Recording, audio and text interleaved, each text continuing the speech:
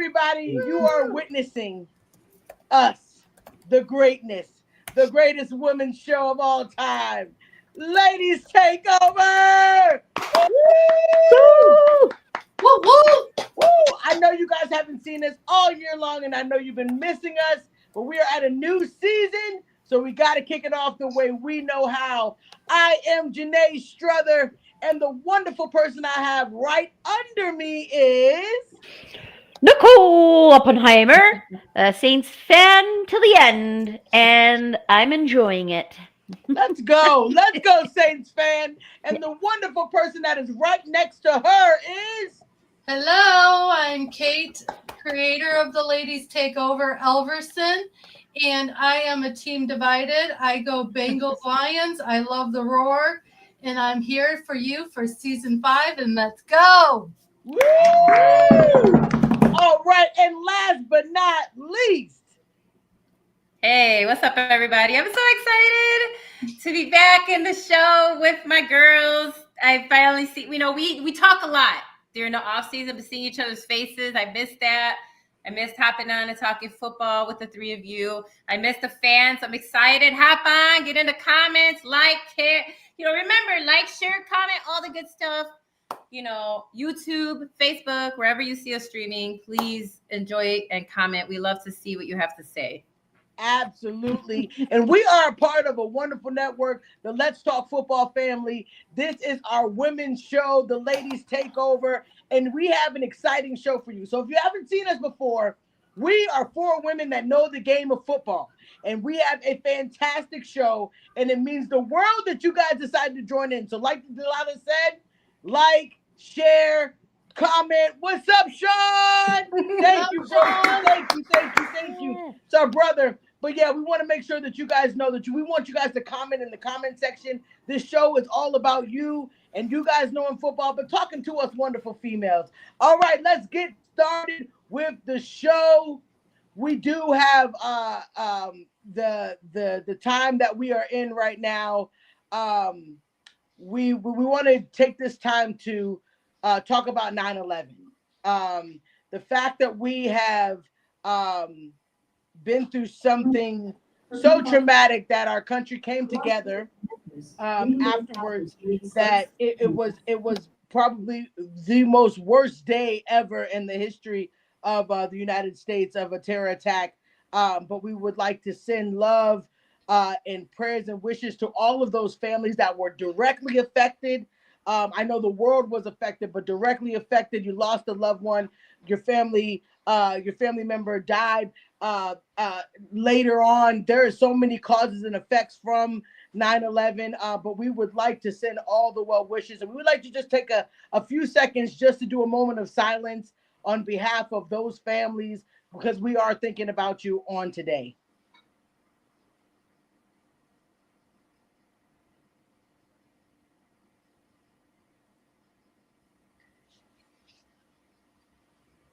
Thank you, everybody.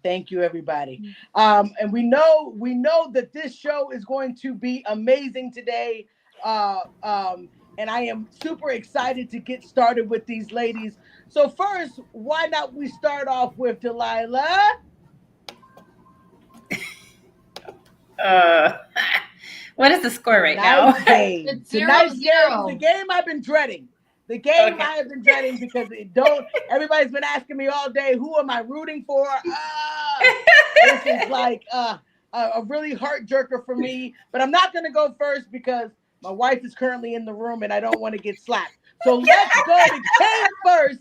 Kate, what is your prediction for tonight's Commanders-Packers game? I'm an NFC North person, so of course I got trounced by this team last week. My Lions did, so I'm not definitely cheering for the Packers because they're an NFC rival. So I have no love for Mr. Jordan tonight. And I am going for the Commanders, your NFC East rival. Okay. And I am praying that they trounce them, but right now it's looking very rough so far as I've been watching the game. And so I am going to say maybe like 21-17. Commanders, because right now it's looking really rough. Okay, I like that. Nicole, what you got? Well, I got one person on my team. His name is Jaden Daniels, and I'm Jaden Daniels here for not a long time, but a good time. We are gonna go with them winning because he's a good guy, and He's a good guy. yeah, I'm hoping for a large score, a little bit opposite of Kate. I think they will pick it up more in the second quarter. Um, Okay. but I'm going for 32-27. Wow. Oh, okay. Mm. Wow, they're gonna light it up Defense in soon. there. I like it. I like it. I like it. Delilah, what you got? Okay, I like that. But I understand about fantasy football, right? We're like, team, but points. So I agree with Kate because I'm in the same division. And so I need the Packers to lose. Especially after what happened to my boys on Monday. So I definitely need the Packers to lose. Sorry, Jordan Love. And here's the thing, I actually like Jordan Love. I do. I think he's a good kid. I remember saying years ago when the Packers fans weren't sure about him, and I said, give him a chance. He hasn't really played. I remember they were dogging him. I remember Packers fans. I listened and I saw your comments, and now you love him. So anyway, but for 2 nights, I'm going to go with Sean's Commanders, and I'm going to say 19-17 because I agree. This is a kind of brutally slow game. So 19-17 Commanders. I like where we're going here. We like it. Okay, well, I'm not going to go for Washington. I'm not going to go for the Commanders. I guess I'm outnumbered between the person in the room and you guys. Shocker. So I cannot do it. Nothing in my soul wants to say, forget Micah Parsons today, but I got to ride for him today. I got to be on his, he's still one of my favorite players. Yeah. It's just hard for me to see him in a green and white jersey, but it is what it is. I got to go for the Packers. I am calling a 21-14 game. Okay. That's my prediction. I don't think it's going to be too hot. Oh, we see some running right now, so we're going to see. But we got it. We have all of our tallies in. Let us know in the comments who you guys think is going to win tonight. It's going down. It's going down. But we got to get on to the show. What do we got next, Delilah? The drama! Guys, this show right here is genuine because we're going to really talk about it. We're going to give you the nitty-gritty of what we're thinking. We want you guys to chime in because it actually is some drama. Guys, it's only week 5. Only 5 games have been played. But guess what? A coach has been fired.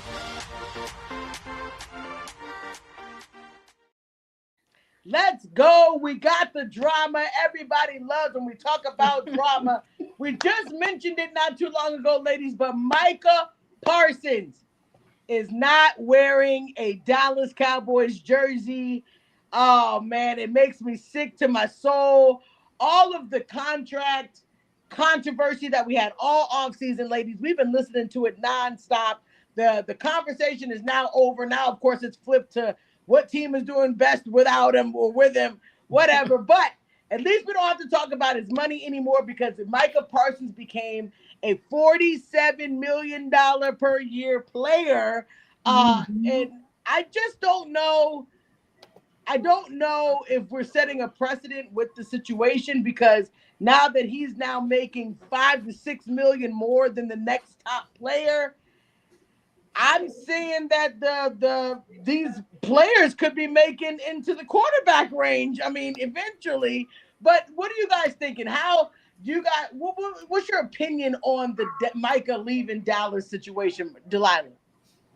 I think a lot of owners or a lot of people are probably upset that he threw off the numbers, right? Because I know when this happens, right? Because at first the highest player before him was Myles Garrett, right? And he's and so everybody, I remember when Cleveland gave him that contract, people were like, what are you doing? You're throwing off the formula, And so, and with this signing, you're going to have like the same, because now you're going to have a lot of players who see this and they're going to, and we see it, like you said, with the quarterbacks, with the other positions that started doing kind of the same stuff. Imagine Henderson, from Cincinnati. Now he's going to he's going to blow the market out the water. Right. Yeah. So I think that's really what it is. I think it's a change of conversation again about how we talk about salary gaps, all these things. Like, are you willing to give up all these picks and stuff? And I understand taking a chance, especially when you're in a hard division, right? That always kind of like ends up in the middle, right? Because our division, I'm sorry, you guys are going to call that NFC least, because our division, we're always like dead center of, and we're the division of the Midwest, so go figure. Right. But we literally always land like right in the center, one of these teams, right? Like, Detroit and Wisconsin, the ladder of or Minnesota, some combination. And we're always like just in the dead center. And so I get why, Green Bay was like, let me just throw a defense together, right? We saw how much that paid off for the team that you're going to talk about soon, because they believe the defense is winning championships, and they were proven right? Because we said, defenses don't win championships anymore. And then we have a team that's like, no, it still does if you know what you're doing, right? So 100%. So I think we're going to see a shift in the conversation about defense and some of these guys, the star guys, and how much money they should be getting if they're carrying the team, right? If they're carrying the defense, if they're in the heavy lifting, they're the ones that, we always ask for a leader on defense, right? So typically these guys, they're asking for all this money, are the leaders in that defense, right? Who get them motivated, who are getting the picks, who are getting the sacks, who are getting the tackles, right? Mm-hmm. And so it's going to change the conversation about some of these, cornerbacks and the big, linebackers, the ones that are really setting the tone. And so, I think we're going to see all these people ask for money. Yeah, I think it's going to change that conversation again about the salary gaps, all these things. And we're going to see teams demanding more money because of what he got. They're like, wait a minute, if Green Bay, who's a small market, by the way, that's the thing too. Green Bay is a very small market. It's very niche. And, him being able to get all of this type of money that they were able to restructure to give him a contract, you're going to see all these bigger teams with more money, right? Bigger cities, more revenue going, wait a minute, if he got a bag, I want a bag. 100%. So I think that's where the conversation is going to go now. That's true. I think that's exactly how it goes. And Kate, I wanted to come to you because, in my opinion, when your defense is bottom 5, bottom 10 in the league, I don't know, when you make a case, yes, there's a good player, right?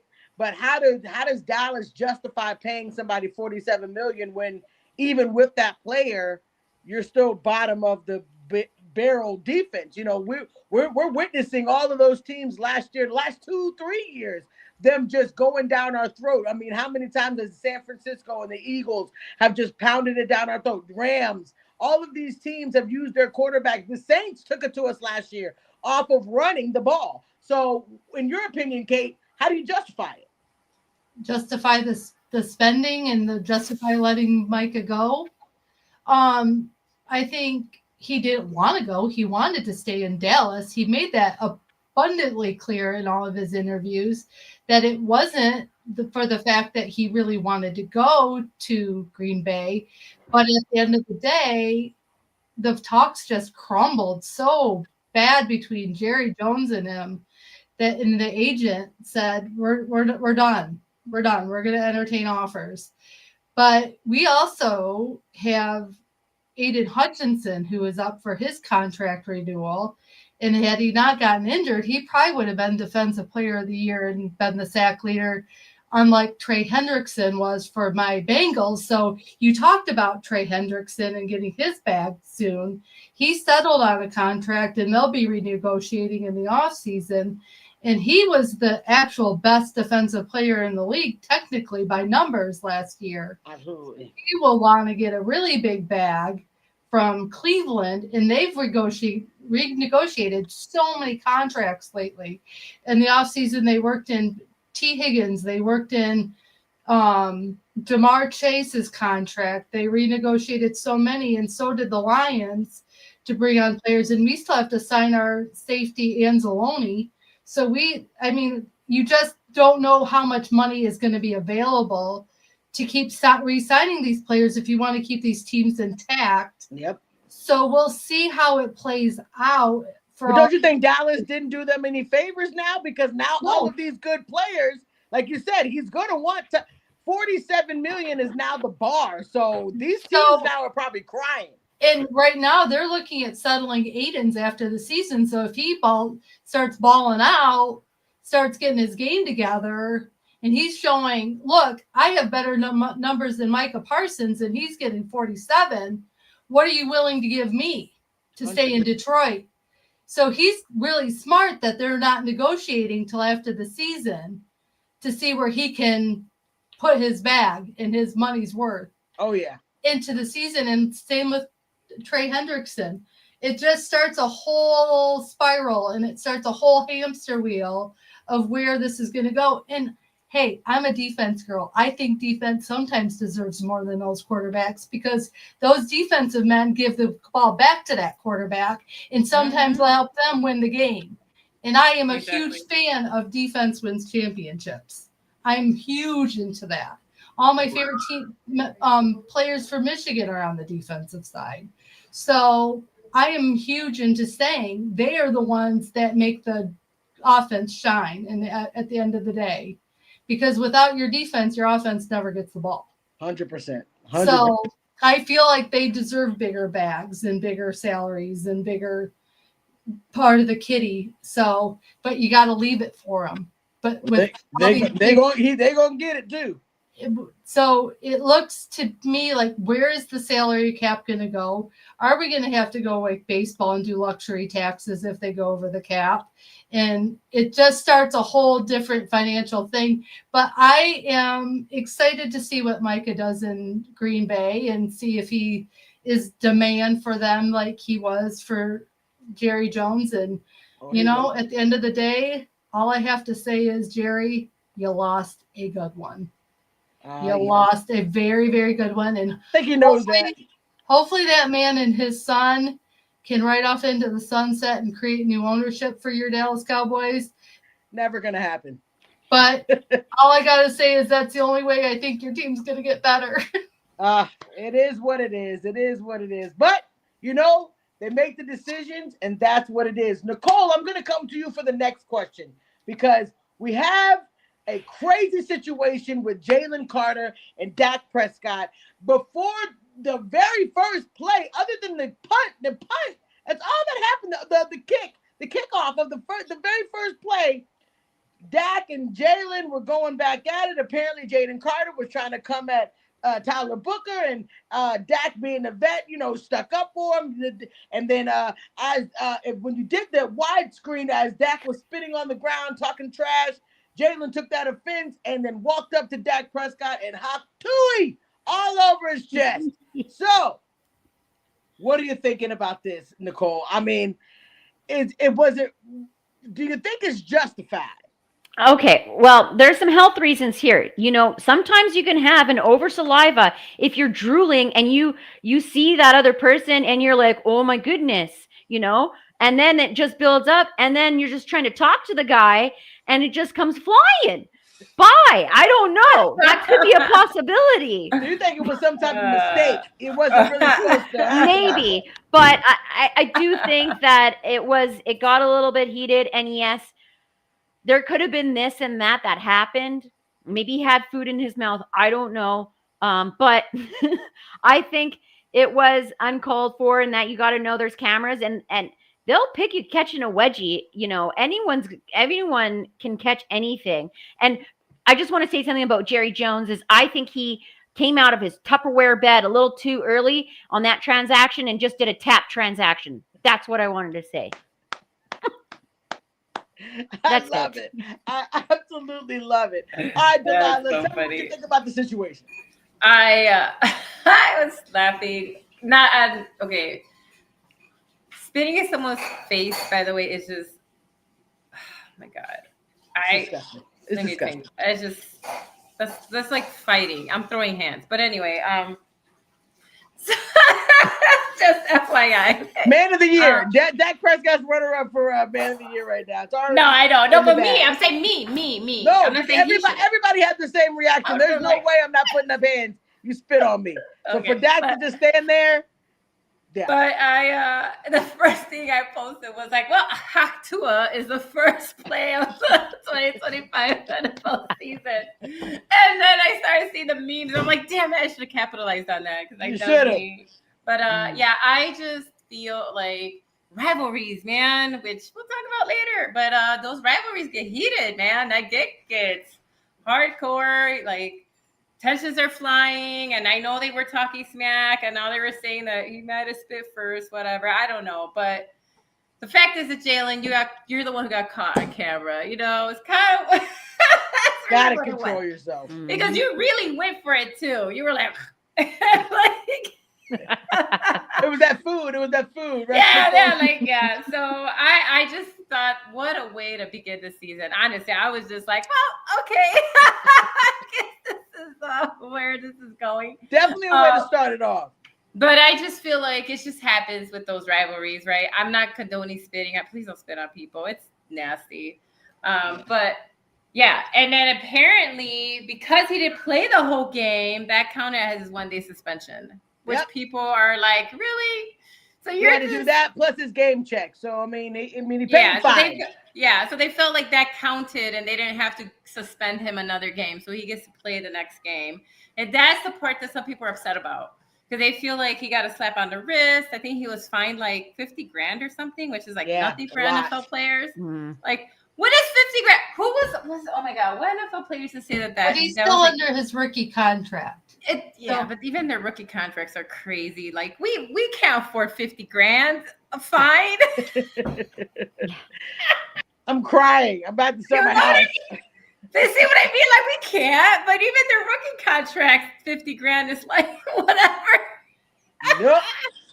So that's the part too. People felt like they felt like he should have actually been like legitimately like suspended. Like they were like, just, you know, to set the tone of like, you're not going to condone this. That's the part where I do kind of understand where some people are coming from. And that's not just Dallas fans. It's just in general, football fans are like, oh, so we're just going to let people just spit on folks. We're not just, you know, we're just going to make it seem like it's okay. And I do understand that perspective. I do. I get that. Yeah. part. Yeah. Well, it is what it is. Kate, what you think? I am fine with it, that game being his game suspension, and hopefully he's learned his lesson. It was a spit. It wasn't like he like went for his throat and started choking him out, or it was spitting. I don't know. I'd rather you. I know it's gross. I know it's gross. Put your hands on me. But if at least he didn't didn't become more than that. No, I know. It could have been a lot worse. So I'm fine with the $55,000 fine. And the fact that was his game suspension. But can we grow up and be men? Can we show a good example for the young men out there that look at to these players as role models? True. And cut this out of the sports?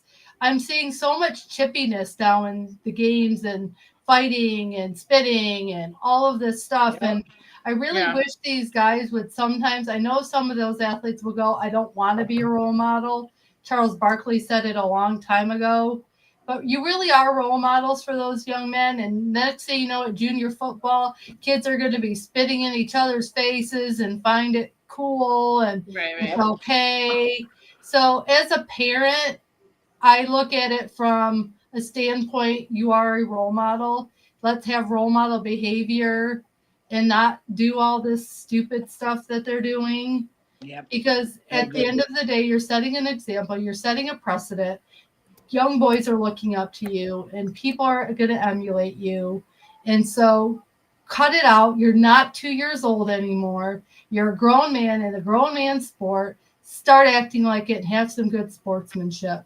I'm tired of this pettiness that they show sometimes and how they take it down to a level that is very immature, and I'm just sick of it. Listen to Mama Kate. Yes. I'm just sick of it. Be a man. You're in a man sport. You're in the big boy league. Cut it out. All right. Be a man. Spoken. Be a role model. She has spoken. Look, Mama Kate said, don't do it. All right. We don't have much time. I just want to make sure I mention that a situation happened with Ryan Clark and Peter Schrager on ESPN this week. And it was kind of interesting, ladies, because Ryan Clark kind of came at Peter basically saying that because you never played the game, you kind of don't understand, right? And there's a lot of people who have never played the game but coached, know the game, know it well, know it enough. They may not have had to get hit or actually get into a game, but there's plenty of analysts that have made it big that have never actually stepped foot on the field. Do you guys think that it's okay for a player to think that they know more than somebody who's not stepped on the field but actually knows the game? What's you think, Nicole? Yeah. I mean, I as obviously as a woman, I don't get to play football. I probably could start in a flag thing, but like I can talk all I want, and commentate like that we are right now, right? But I don't know what it's like to get hurt, get tackled week in, week out, deal with the press and stuff like that. And obviously also too, I've always been curious about the smack talk on the field, and what they say and stuff. But yeah, you can't really comment and know unless you've like walked in another person's shoes, So I do think that there's benefits on both. Like obviously with the commentating, you have a different perspective. So I think that there's different perspectives at play. Yes, there's the player side, but yes, there's the commentator side of things. But I do have a feeling that players are subject matter experts in their own field. So that's what I gotta say. I like that. that. Ladies, I know we don't have much time, but anybody want to take this one as well? Yeah, I mean, I agree with Nicole on the subject matter, but I disagree in that you have to have been able to play football to talk about it, because here we are. That's all I'm just trying to say. Like, here we are, and here's the OG LTF show. And I know Sean played football. That's an exception. But you know what I mean? Like, for the most part, a lot of the shows on LTF, a lot of the hosts who talk about sports just love it. We like football. We love watching it. We spend time looking at the players. We look at stats, and we do pay attention. Of course, I agree with Nicole. I don't know what it is to play like straight up, like hardcore tackle football at a college level, especially pro level. But we can't talk about it just based on knowledge, and that's 100%. Okay. Yep. But I get it. You're right. First-hand experience, no, I'm not going to know what that's like. But also, it's unfair to like look down on people who haven't played football that actually spend time in there. And like Schrager, like spends a lot of time. Like he went to school for this. He's going from the bottom to the top. He went to school for this because this is an actual job. I don't think you people realize this is a career. People go into sports writing and sports journalism. Right. And that's what he is. And so that is a career. You are analyzing plays. You are analyzing sports, and not just football, because usually you're studying all the sports and you just find your niche. And so to say that he doesn't know where he's coming from, I thought was kind of unfair from Ryan, but I get it. People get heated again. Even the people talking about the game, getting it too. So yeah, so that's what I think about it. I'm like, I think we can have both. There's space for both. Absolutely. And that's my main point, is that people can have different opinions. You could have played the game. I could have not have played the game, but my opinion is my opinion. Your opinion is your opinion. It doesn't mean either one of us are wrong. Kate, what you think? I just think that there's a time and a place, and sometimes I think it's good. Like one of my friends and I were talking about it lately. ESPN's becoming almost like a soap opera and drama, and they're just bickering at each other versus actually talking about the game of football and doing what they're being paid to do on the network. Instead of your opinion sucks and your opinion sucks, let's talk about the game of football, and let's do it in a cordial manner and put all of our biases aside, and let's just talk the game. That's what I love about Dan Orlovsky. He just goes in there, he analyzes, he gives his opinions. He's the best analyst that breaks down the plays, in my opinion. And I think more people could learn from that versus going in there. Ryan Clark's been very controversial lately. He and RG3 got in it about some stuff. But just try to go in there and try to be as neutral as you can, and let's all get along, and let's just talk about the game of football. That's what I like, Kate. That's what I'm talking about. You're right. Just play the game. Look, watch the game. Both of you guys are watching now. You're not playing anymore, so watch it, and then we can both talk about it. But that's our drama, ladies and gentlemen. Thank you guys for tuning in. We are excited, but we do have something else coming up. Delilah, what do we got? So there's a lot of talk, but the breakdown is those are my top 5. It matches up with CBS, not in the right order. But there we have it, ladies. There's my early front runner. MVP of the NFL based on the numbers. What do you think? It's the breakdown with our girl, Kate. What we got, girl? We're going to first start off with the early game, which I was watching on a plane coming back from Oklahoma. But let's just talk about the Vikings and the Bear game. Actually, I was watching it on Monday night. Let's talk about J.J. McCarthy. I'm representing his jersey tonight. Sorry, Delilah. It was versus your Bears. But it was a rough start. It was a really rough start. Not a lot of yards, not a lot of good plays. It was looking pretty rough. I mean, oh my gosh, Twitter was up in roars about it. The Ohio State fans were coming out of the woodwork talking about how he's not good, he's not going to win. And anyway, J.J. McCarthy in one of the huddles said, "Do we want to be anywhere else but here?" He said that to his team. He said, he looked at Jay Jettis and said, "Are we good?" And he goes, "Yes, we're good. I got your back." And so he threw a pick six. And after that, you just saw this look in that young man's face. And he said, "Never again. This is not going to happen." And he was in the tunnel at halftime. He dapped up every one of his players' hands.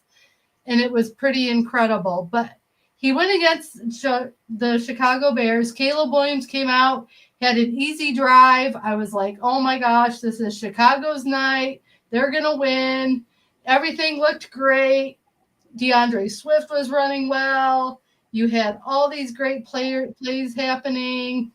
You had Sewell, who had a great defensive game for Chicago. He had 7 tackles, 2 assisted, 3 sacks on defense. I was like, there's no way Chicago's going to lose this game. Delilah's probably like, oh my gosh, I can't believe you're building it up like this again. So anyway, Williams had 210 yards, a touchdown, 0 interceptions.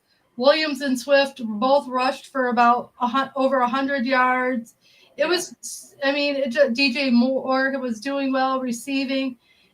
And then this is what happens. McCarthy goes, nah, you're not taking away my debut win. And hopefully he didn't read Twitter at halftime because it was brutal.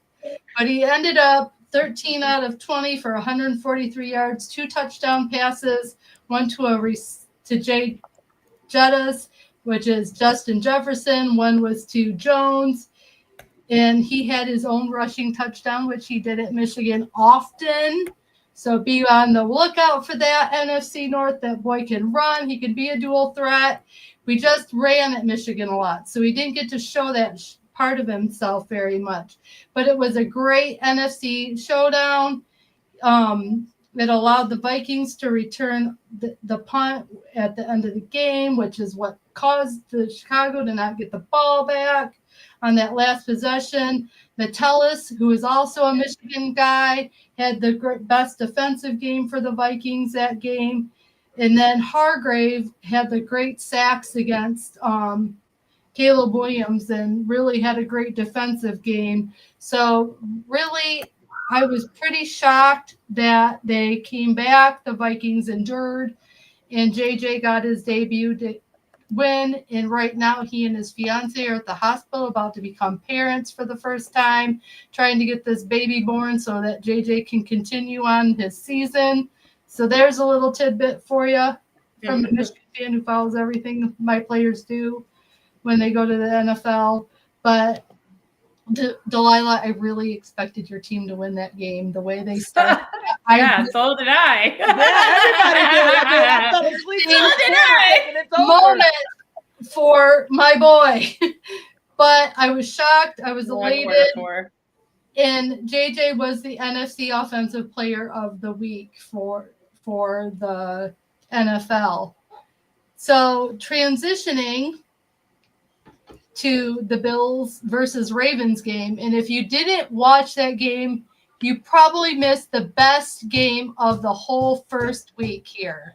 I agree with that. That was the most exciting game. Wow. I fell asleep, man. Not because it was My boring, cousin was there.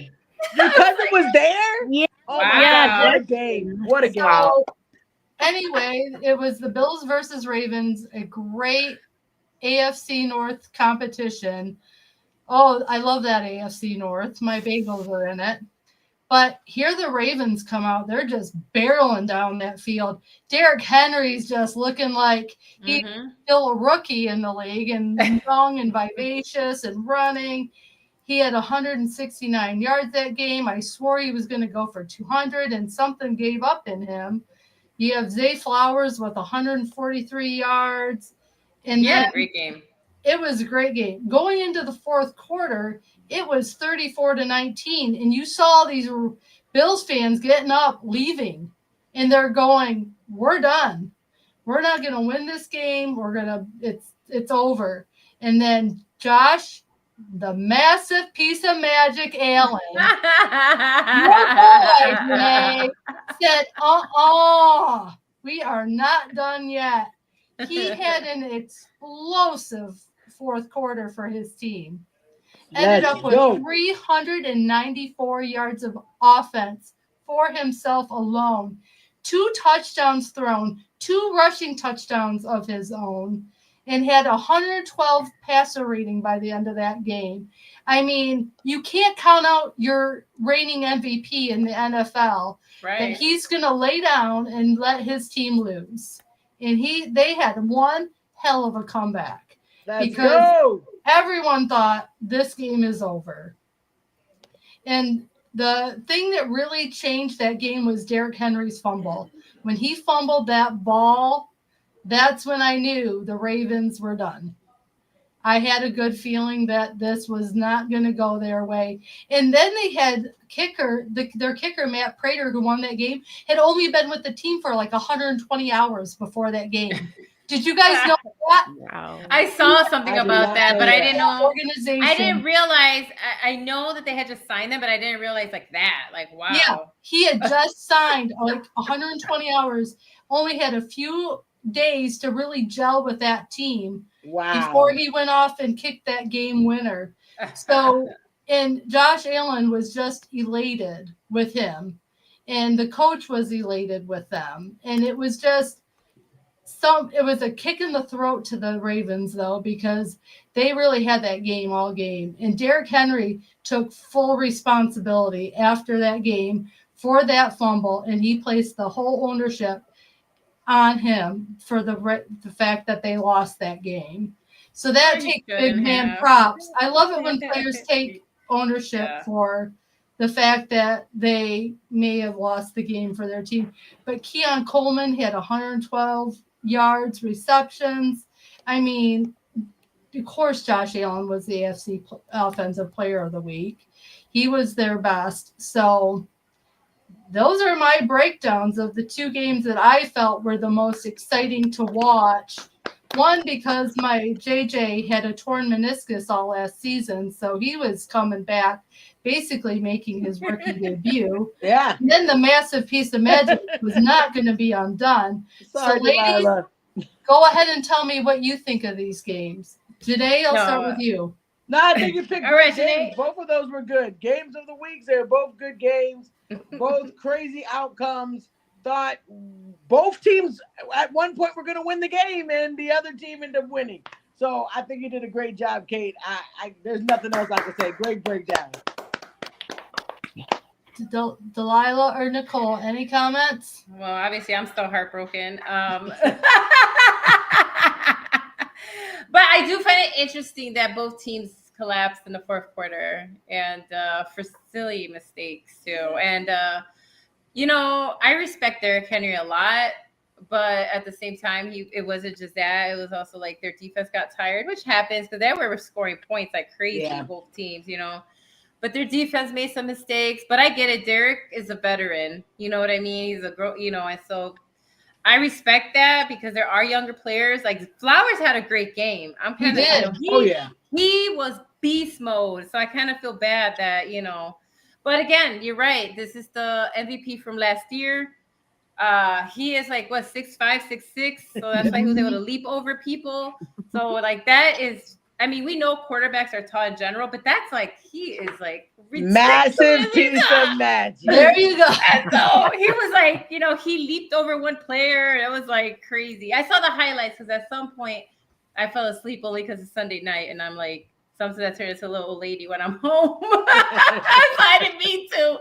And then when I woke up the next day, I was like, oh my God, I missed it. So I had to go look at the highlights. But it's going to be exciting to watch the division again. This division, this AFC North, is also brutal. That is a very brutal division. Because Steelers every are in team, there. that's what I'm saying. Every team is a team that is a playoff contender. You know what I mean? That is just wild stuff, wild division. But hey, great picks, Kate. This was fun for our premiere.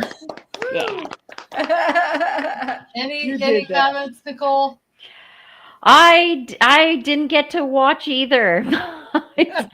I was hosting an event here, so I had to be the hostess with the mostest. But after hearing what happened, I was just like, wow.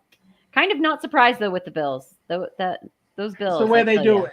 Yeah. That's like Canada's unofficial team, right? Because of how close they are to Canada. Well, I guess you could say that, but I like Louisiana. I know you do. I'm just saying in general. Yeah, no, there's a lot of fans. Seahawks or Bills. Those are the only jerseys we have in store. Yeah, that makes sense. Man, I mean, that one Saints jersey that got returned that was bought online that I bought. Nicole, I love that you're a States fan because you're from Canada, which becomes a tundra, and you chose like the hottest, one of the hottest places in the U.S. Yes. But great, beautiful city. Like kudos, honestly. Good, choice. I love them. Good choice in the team. Good choice. Yes, but yes. thank you, that's Kate, my for family. that breakdown. That was amazing. And look forward to next week because I'm telling you, this girl keeps it coming and you always get the best news on the breakdown. All right, so we got to move on to our next segment. What do we got, Delilah? Yes, that's right. Who's got game? She's got game. Who's got game? She's got game. That's right. That's what I'm going to name this whole entire segment because here at the Ladies Takeover, we do talk about football. Yes, that's right. Game. Let's go. Our girl Nicole, what we got? Well, I'm coming to you right live here from the heart of Canada. And I got some she's got game moments. So yes, there was a lot of off-season changes with coaching staff in the NFL with women that I like to see. But I'm just going to we named the segment She's Got Game because, yes, we did cover a lot of women in the NFL, and we love our women in the NFL. But this is our ladies' show, and it's a sports show. So I'm going to take it across numerous different kinds of sports. And today we are going to be covering Jen Powell. I know you guys probably are unfamiliar with her, but she is breaking down boundaries as the first female umpire in MLB history. So that's right. I'm really excited. I found out that essentially name everyone should know in baseball on August 9th. She became the first female umpire in the MLB history to call her first game. It was against Atlanta Braves versus Miami Marlins series. She initially worked the first base position during the doubleheader, which I know very well, before moving on to behind the plate. And that's where it matters most because that's where you call the balls and the strikes. So that ended up happening on Sunday, August 10th. So just a little bit of history about her. In 2001, while in college, she played on the USA Baseball Women's National Team, which won the inaugural Baseball Women's World Series. Woo! That's right. She is also a gold medalist, having a member of the United States team that won gold medal in the Women's World Series in 2001. So that was a phenomenal year for her. And she said, you know what? I'm just going to do some part-time umping just to pay the bills. And a decade later, here she is. She's built a reputation about being accurate, consistent, and unflappable under pressure. Her journey is a testament of pure talent and perseverance, proving she has what it takes to officiate at the highest level of the game. So this isn't just a monumental moment in women in baseball. It's a huge moment for all sports because so many other sports have had women officials come in over the years. And it's just this year that we're breaking down. And Jen Powell's promotion shatters the tradition and opens up doors for countless women who love to follow in her footsteps. Her presence on the field will not only bring a new perspective, but will also serve a powerful symbol of progress. Woo! That's right. And the best officials are chosen by merit, not by their gender. So Exactly. we got to consider that. She earned this opportunity to work hard.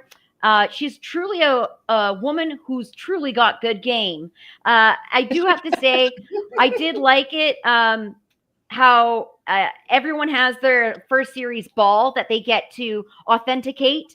And she got her first ball by doing her call, and they grabbed that ball and they authenticated it for her. So really awesome. made it feel welcomed. A lot of players and the coaches were saying and welcoming her. The fans were also welcoming. So this is a new era in sports, and I'm really excited and I'm here for it. Woo! Yeah. She's got game. She's got game. Yes. I love it. I love it. I love it. Hey, that's why you have to tune into the show, because I'm telling you, you're going to learn something new anytime you join on this show, because I'm telling you, she's got game. We learned something new about somebody who's impacting a game. It could be anything. It could be anywhere. But we're going to shout it out because we want to support our women. Yeah. Woo! Making history. That was All right. cool. That was cool. Plus, I like baseball, so that's fun. Me too. I'm glad she's Me out too. there. Love it. Love it. Hopefully she comes to the Nat Stadium one day. Oh, that would be cool. Yeah. That would be cool. That would be freaking awesome. Can I get your autograph? Look at that ball. All right, we got to keep moving. We are enjoying this show with you guys. Come on, I want you guys to like, share. Don't forget to comment. I'm sorry I'm not able to. My computer crashed on me during the show. Haven't been able to see the comments. I know you guys are out there, but we thank you guys for tuning in. So we got something else for you. Delilah, what do we got? Our brand new segment, which is super fun. I can't wait for you to fire these questions at us. We got a yes or no rapid fire. This is our time that we get to ask questions. It's a yes or no. We want you guys to chime in with us.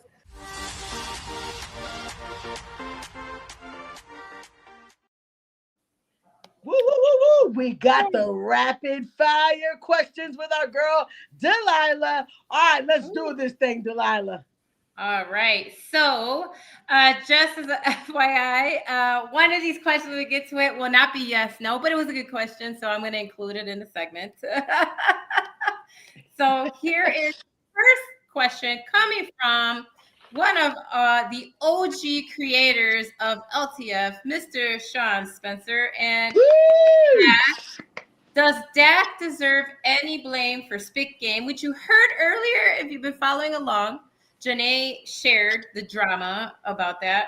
So does Dak Prescott deserve to be blamed as well for Spitgate? Is it all Jalen, or does Dak take some of that blame as well for Spitgate? I totally think it's on Jalen. Jalen, if you look at the camera, yes, Dak did spit on the ground, but the way they zoomed in on it made it seem like Dak was right next to Jalen. He was not. If you guys look at the camera from the top view before they show the close-up, you can clearly see Jalen is walking backwards.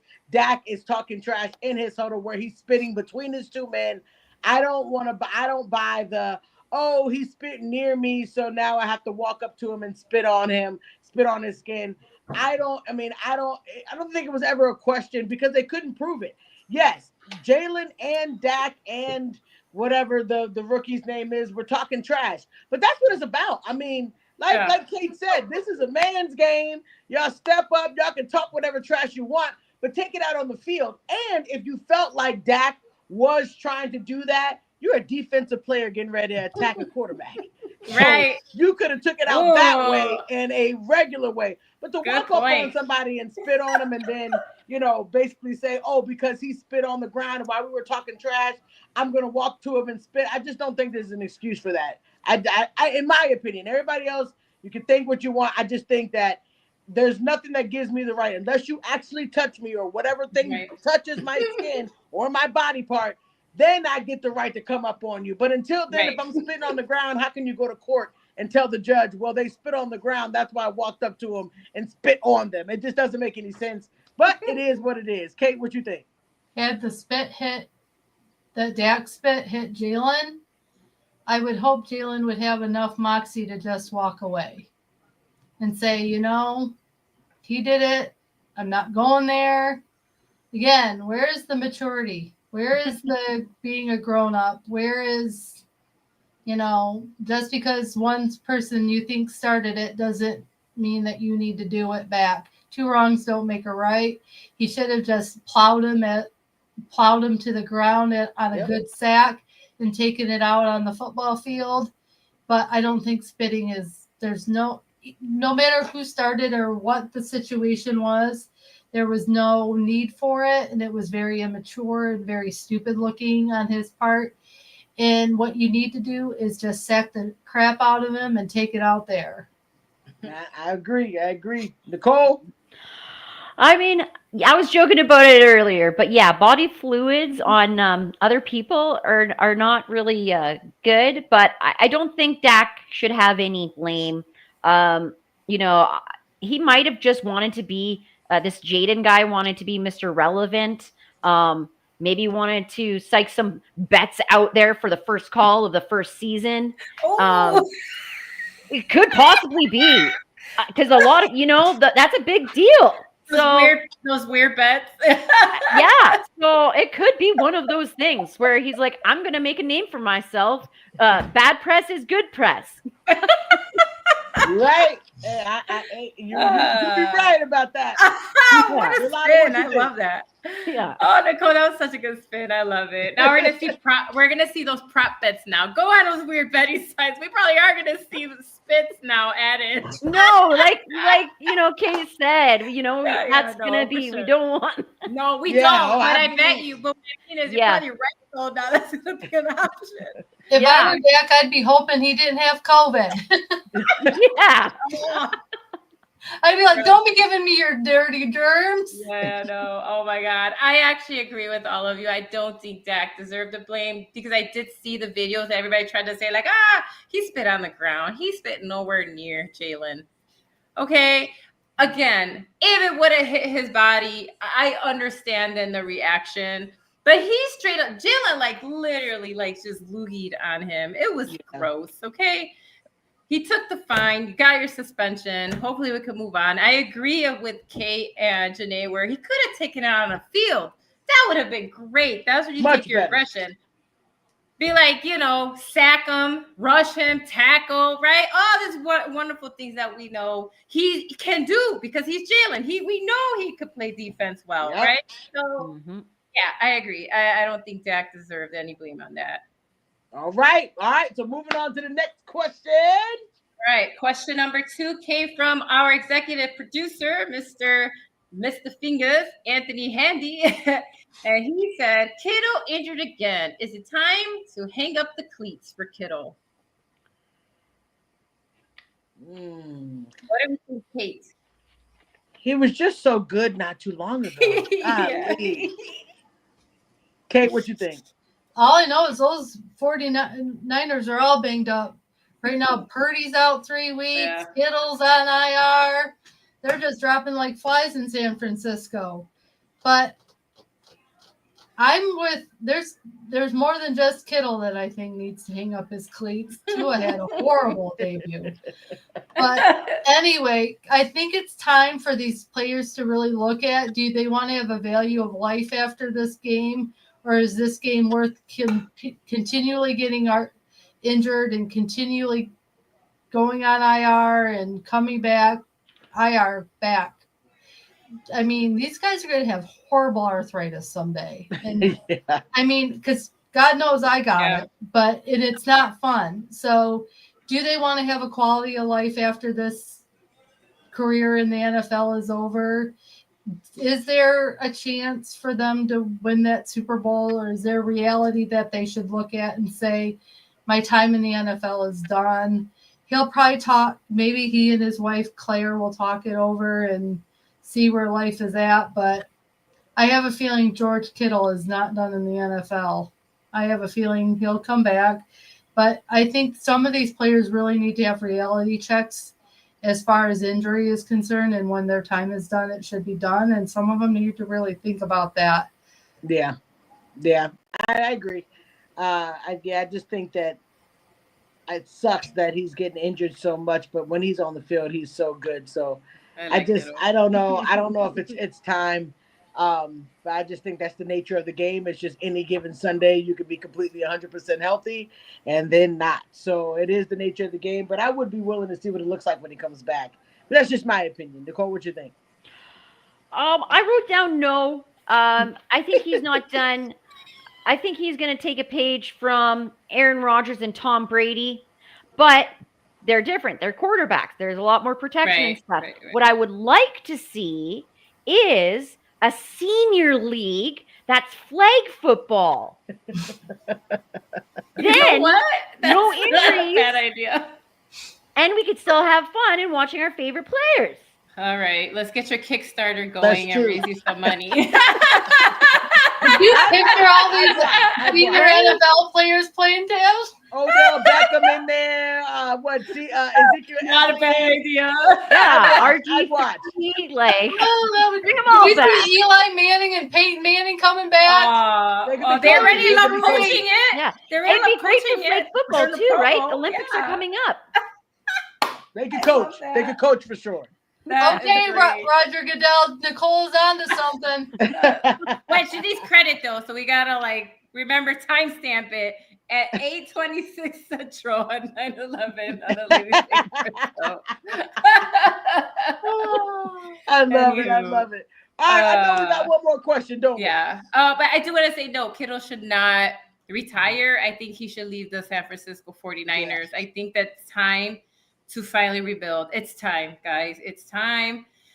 You were always just there, and it's just, I think it's time for the rebuild. All right, Yeah. 49ers fans. I don't think Kittle should retire yet. I feel like there's still some more some more gas in the tank. I think he should leave San Francisco. They were in the Super Bowl just 2 minutes ago. Yeah, that's what I'm saying. But Man. But they can't make it through that, for him.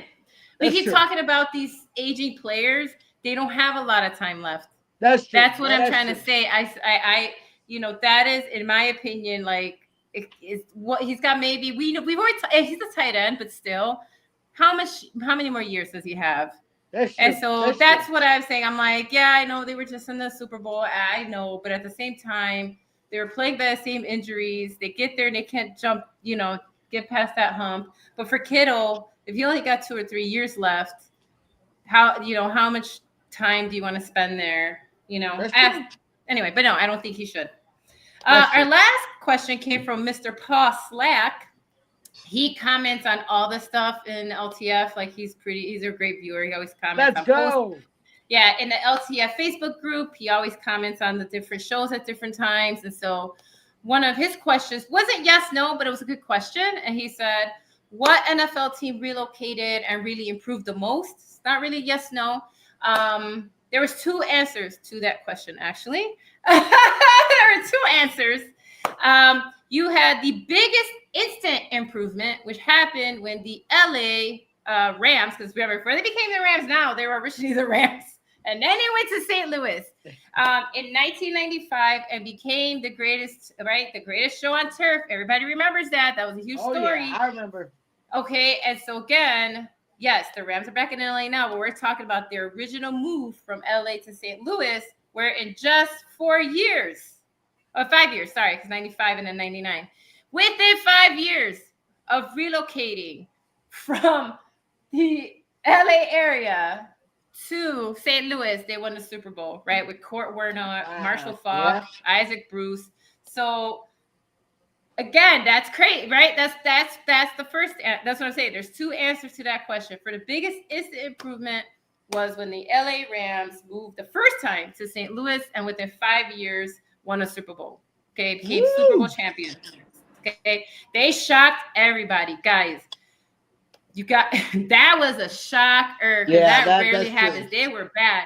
They were like mediocre. That's why they relocated them. It was like a whole thing, and well, it was we know when teams move, the drama that creates, and so that was a big deal. And for them to get a Super Bowl within 5 years, everybody, if you don't know the Kurt Warner story of where he was, what he was doing, and then won their Super Bowl, crazy.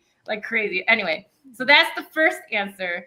Best long-term success after relocation goes to the Baltimore Ravens. I knew it.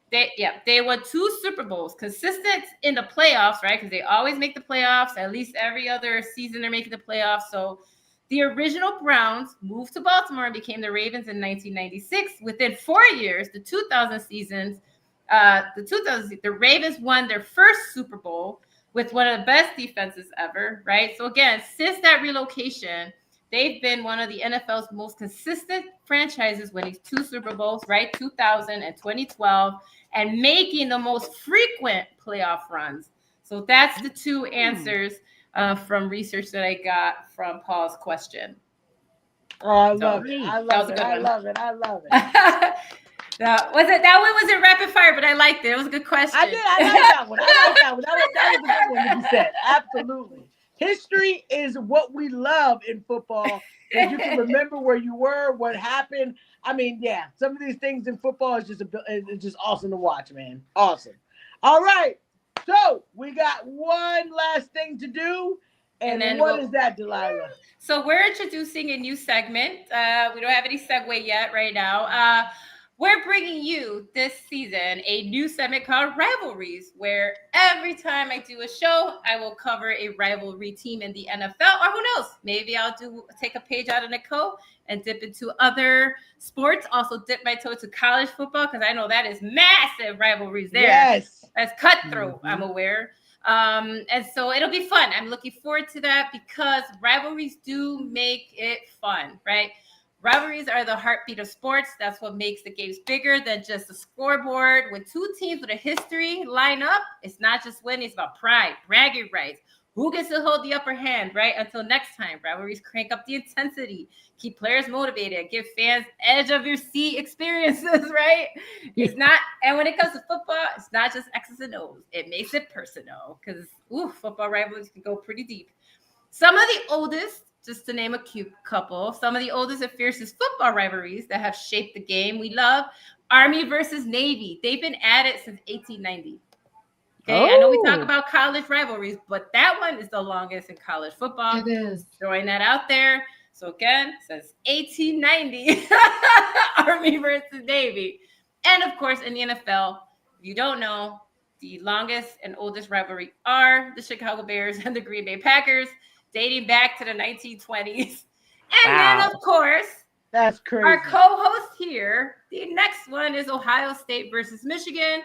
That gets called the game every season they play each other. Anyway, available. A little steam came out of her ear when you said that name. I know. I knew it was. Nichole, it's the most hated rivalry in all college football. But just to give you a taste of what's to come. So make sure you're tuning in every time we have a show. We have great segments, and now we have a new one. And it'll be exciting to see what rivalry I cover. And so, I'm excited. I can't wait. And this idea came from our other co-host, Nichole. I thought, you know what? You're right. That would be fun. Yeah. I want to know what mascots got stolen. Oh my God. I'm going to jot that down. Let's see how that goes. I like that. As you can see, we all love each other here. We take ideas from each other. We all collaborate, and it's fun. I'm excited for the season 5. So much fun. I'm looking forward to it. Yay! Well, we gotta love it. All right, so it is come to that time, but we have a segment that we do before we end every show. Delilah, what do we have? Ladies have the final say. We have the final say. This is one of the parts of the show that's near and dear to our heart. We love that we get to actually promote positivity, just like every other show that we have on the network. We love positivity. And this time, we get to hear from 4 dynamic ladies about what we want to say for the final segment. We hate to do it because it is our last segment, but we try to leave the show with some positivity because that's how you should always do it. And this network always wants to promote love and positivity and whatever we just want to talk about. Ladies have the final say. We could not end this show any other way. It is our special way for us to have the final say on our show. I'll go ahead and kick us off because I'm just super excited to see these ladies right here. These 3 ladies, they just make me so happy. We make each other laugh throughout the week. We tell each other when somebody's going through something. We have a really special bond that no matter what, we're always sending well wishes to each other. We're always keeping in touch with each other. But to see each other's face today has truly made my day. I've been excited all day. So I'm just excited to say welcome back to Ladies Takeover. Yeah! Delilah, what you got?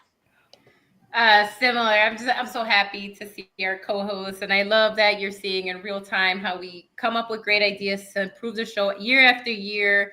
We make it better. We have discussions off screen, and we get to kind of go, you know what?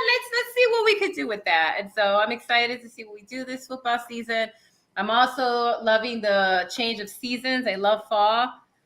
Fall's a great season. I'm excited. Spooky season. Halloween is one of my favorite holidays. Yes. I'm lucky. I love when the leaves change. Well, for those of us that have different seasons, apologies for those who don't. But yeah, I love seeing the seasons change, the foliage, the flavors of fall, right? Everybody always thinks pumpkin, which I'm not anti-pumpkin, but there's also maple. There's just like apple cider. It's just so cozy. It's hoodie weather, sweater. You know what I mean? It's a good time. I'm looking forward to that part as well. It is, yes. Weather, yes.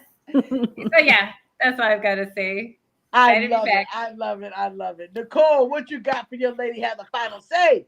Well, I just have to say that, I got reminded kind of yesterday with, some anniversary passings. And I just wanted to say that, life is short and we're all just humans. And I don't know. Life is short. I'm very happy and glad for the people that I have in my life. Don't take it for granted, and spread the love and kindness. Kindness is needed way more. And, forgiveness, and then just some room. Yes, we make mistakes or, we say stuff in the heat of the moment and stuff, but it is what it is. And, life is just so short. So just try to have fun and enjoy it. And don't take it too seriously. I never really did, except for when I'm at work. But that's work. So, but yeah, I don't know. That's what I have to say is just spread some kindness. Life is short and we're all just human. We're all connected. So I love that. You are absolutely right. Absolutely right. Kate, what you got for our ladies have the final say? Thank you, ladies, for coming along this journey that I started 5 years ago. And I can't believe it's already season 5 for us. It's just been phenomenal. I love all of you very much and very dearly. Last night we lost a good friend, family friend to cancer. So I just want you to know that life is so short. Like Nicole said, love each other, lean on each other, be there for each other. And always make sure you go to bed happy with each other and telling each other you love each other. Like tonight when you go to bed, Janae telling your wife, Delilah telling Kev, you telling your husband, Nicole. Just making sure you tell the people in your life you love them, because we're here for a short time, but we're not here for a long time. And just make life everything you can make of it and do the things that you don't think you can do. Just do it. And I'm just reminded every day how thankful I am to have my life being a survivor of cancer and how dear life can be and precious it can be. So, but I know that I have 3 gems right around me tonight that I love with all of my heart. Your sisters for life. And I'm just love that we have our group chat, that we talk to each other and can share each other's lives. And my goal is, in my bucket list, is to meet each one of you in person and give you all a hug one day in person and tell you to your faces how much I love and appreciate you all. Because I formed a bucket list and you three are on the top. Aww. You are I so love you guys. you are so sweet. Preferably Thank none of your you. states while it's wintertime. Right. Or country while it's wintertime. Mhm. We can come to Virginia. I think it's the least amount of coldness. So we're going to It's plan most that mild. very soon. It but is. you guys, look, we are so excited that we get to do this show with you guys every other week. We will not be here next Thursday, but promise we will be there the following Thursday. And we're going to have so much to talk about. So you got to tune in. But we have completed the first episode of season 5 of Ladies Takeover. We can't. This show is a staple. I'm telling you, it's not too many shows. I don't really know any other show that has an all-woman panel talking about football. No, we Come did on. it first here. LTF So, family. right here. Woo! You guys are witnessing the history right here. We're doing big things. And then look at us now. You know, we may not have been able to start this show without Kate having this idea of an all-women show. And look at us now. We believed in this goal to make this show happen. So I'm excited to be here with you ladies and to promote positivity and love, because that's what I talk about it with Sean all the time. This is what this show is all about. This is what all the Let's Talk Football shows are about. It's positivity and love. Shout out to the Let's Talk Football Ladies Takeover that the show goes on. This show is important to all the shows. I mean, this is a staple show. So I'm excited that you guys tuned in, and we all hope that you guys tune in next week.